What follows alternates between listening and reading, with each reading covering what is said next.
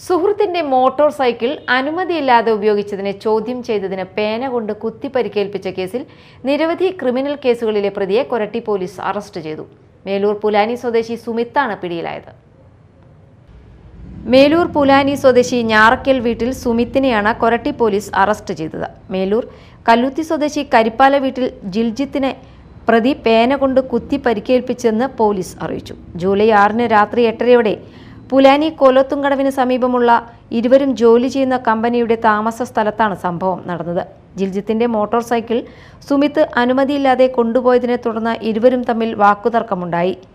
ഇനി വാഹനം അനുമതിയില്ലാതെ ഉപയോഗിക്കരുതെന്ന് ജിൽജിത്ത് താക്കീത് നൽകിയതിലുള്ള വിരോധമാണ് ആക്രമണത്തിന് കാരണമായതെന്ന് പോലീസ് പറയുന്നു. തുടർന്ന് ജിൽജിത്തിനെ തടഞ്ഞു നിർത്തി പേന കൊണ്ട് ഇടത് കണ്ണിന് സമീപം കുത്തി പരിക്കേൽപ്പിക്കുകയും ആക്രമണത്തിന് ശേഷം പരിക്ക് വാഹനത്തിൽ നിന്ന് വീണതാണെന്ന് പറയണമെന്ന് ഭീഷണിപ്പെടുത്തുകയും ചെയ്തതായി പോലീസ് വ്യക്തമാക്കി. സംഭവത്തിൽ കേസെടുത്ത കൊരട്ടി പോലീസ് പ്രതിയെ അറസ്റ്റ് ചെയ്ത് കോടതിയിൽ ഹാജരാക്കി. തുടർന്ന് പ്രതിയെ റിമാൻഡ് ചെയ്തു.